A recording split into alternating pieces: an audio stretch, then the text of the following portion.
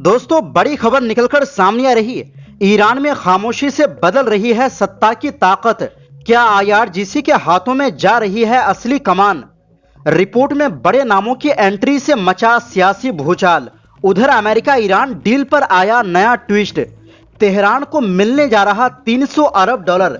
वहीं दूसरी ओर रूस और आर्मेनिया के रिश्तों में बड़ी दरार। मॉस्को ने दिया साफ संदेश, यूरोप या रूस, चुनना होगा एक रास्ता। पुतिन ने वापस बुलाया राजदूत। और आखिर में आपको बताएंगे, हज 1447 हिजरी का रूहानी सफर हुआ मुकम्मल। लाखों हाजियों ने तवाफे विदा के साथ दी भावुक विदाई। तो सभी खबरें बताते हैं एक एक कर। दोस्तों, अगर आप ईरान की राजनीति को सिर्फ राष्ट्रपति, संसद या सरकार के नजरिए से देखते हैं तो शायद आप असली खेल मिस कर रहे हैं।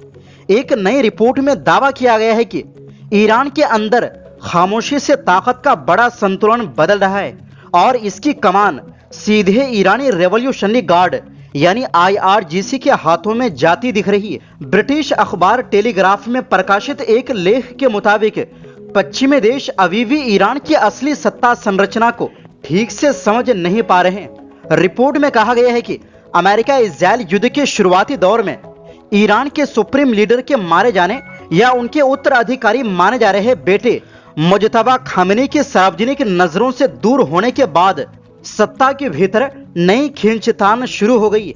शुरुआत में माना जा रहा था कि ईरानी संसद के स्पीकर मोहम्मद बगेर गालिबाफ देश के नए ताकतवर चेहरे बनकर उभर रहे हैं, लेकिन रिपोर्ट का दावा है कि हकीकत इससे अलग है। बताया गया है कि गालिबाफ का प्रभाव लगातार कम हो रहा है और उन्हें खुद आईआरजीसी के अंदर भी पहले जैसा समर्थन नहीं मिल रहा।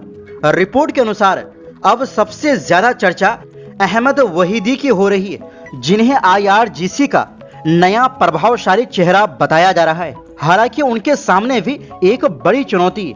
कई साल सरकारी पदों पर रहने की वजह से युवा गार्ड्स और बसीज नेटवर्क के भीतर उनकी जड़ें उतनी मजबूत नहीं मानी जाती। यहीं पर एक और बड़ा नाम सामने आता है, मोहम्मद अली जाफरी।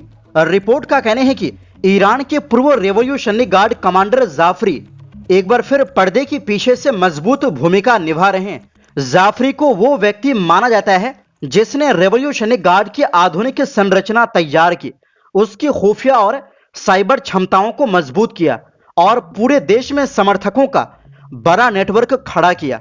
सबसे दिलचस्प दावा यह है कि अहमद वहीदी और मोहम्मद अली जाफरी के बीच एक अनौपचारिक समझ बनती दिख रही है। एक के पास सत्ता की ताकत है तो दूसरे के पास संगठन और जमीनी नेटवर्क की ताकत। अगर दोनों साथ आते हैं तो ईरान की राजनीति में उनका प्रभाव काफी बढ़ सकता है। रिपोर्ट के अनुसार जाफरी ने वर्षों पहले हजारों छोटे छोटे सामाजिक और वैचारिक समूह का नेटवर्क तैयार किया था। दावा है कि यह नेटवर्क सिर्फ विचारधारा फैलाने का काम नहीं करता, बल्कि राजनीतिक माहौल और चुनावी समीकरणों को भी प्रभावित कर सकता है। कुल मिलाकर रिपोर्ट का कहना है कि मामला सिर्फ नेताओं के बीच कुर्सी की लड़ाई का नहीं है, बल्कि आईआरजीसी के अंदर एक बड़े सत्ता परिवर्तन की शुरुआत हो सकती है। अगर ऐसा होता है तो भविष्य में ईरान में ऐसे नेताओं का प्रभाव बढ़ सकता है जो ज्यादा सख्त रुख रखते हैं और सुरक्षा व सैन्य मामलों को प्राथमिकता देते हैं। हालांकि ये रिपोर्ट एक विश्लेषण है और इसमें किए गए दावों की स्वतंत्र पुष्टि नहीं हुई। वहीं दूसरी ओर दोस्तों, अमेरिका और ईरान के बीच प्रस्तावित 60 दिन के युद्ध विराम समझौते में ईरान को बड़ी आर्थिक मदद देने की बात सामने आई है।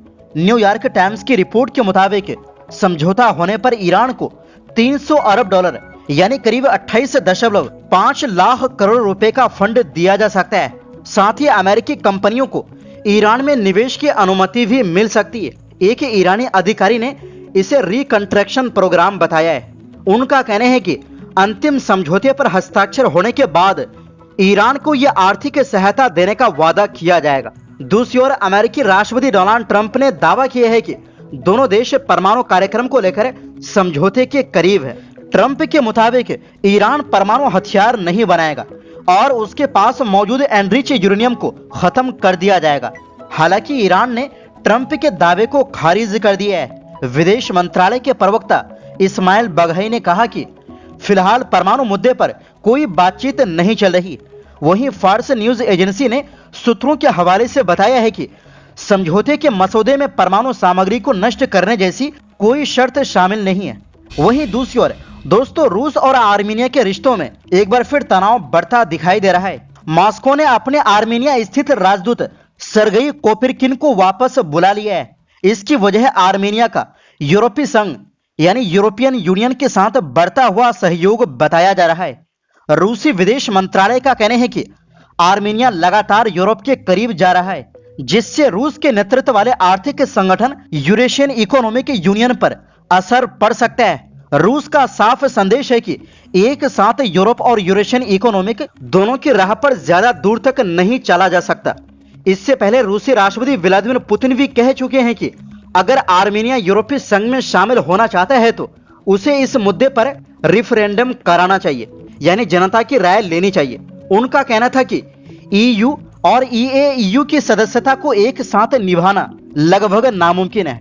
वहीं रूस, बेलारूस, कजाकिस्तान और किर्गिस्तान ने संयुक्त बयान जारी कर चेतावनी दी है कि अगर आर्मेनिया यूरोपीय संघ की सदस्यता की दिशा में आगे बढ़ता है तो इससे यूरेशियन इकोनॉमिक देशों की अर्थव्यवस्थाओं को बड़ा नुकसान हो सकता है। मॉस्को ने साफ शब्दों में कहा है कि आर्मेनिया को आखिरकार फैसला करना होगा कि वो रूस के साथ रहना चाहता है या यूरोप के साथ। दरअसल ये पूरा घटनाक्रम ऐसे समय सामने आया है जब अगले रविवार को आर्मेनिया में संसदीय चुनाव होने वाले हैं। इन चुनाव को सिर्फ घरेलू राजनीति ही नहीं बल्कि देश के भविष्य की विदेश नीति के लिए भी बेहद अहम माना जा रहा है। प्रधानमंत्री निकोल पाशिन्यान के नेतृत्व में आर्मेनिया पिछले कुछ वर्षों से पश्चिमी देशों और यूरोपीय संघ के साथ रिश्ते मजबूत करने की कोशिश कर रहा है। हाल ही में उसने एक यूरोपीय शिखर सम्मेलन की मेजबानी भी की थी, जिसे ईयू अधिकारियों ने दोनों पक्षों के रिश्तों में बड़ी छलांग बताया था। दूसरी तरफ 2024 में आर्मेनिया ने रूस के नेतृत्व वाले सुरक्षा गठबंधन में अपनी भागीदारी सीमित कर दी थी। आर्मेनिया का आरोप था कि अजरबैजान के साथ तनाव के दौरान मॉस्को ने उसकी उम्मीद के मुताबिक मदद नहीं की। यही वजह है कि अब आर्मेनिया एक तरह से दो रास्तों के बीच खड़ा नजर आ रहा है। वहीं दूसरी ओर दोस्तों, हज के 6 दिनों तक चले रूहानी सफर के बाद शनिवार को दुनिया भर से आए लाखों हाजियों ने तवाफ़े विदा अदा करके अपनी हज यात्रा पूरी कर ली। मक्का की मस्जिद अल हरम में हजारों हाजी खानाए काबा का आखिरी तवाफ करते हुए भावुक नजर आए और अल्लाह से दुआएं मांगते रहे। सऊदी अरब के अधिकारियों ने इस साल के हज को सफल बताया है।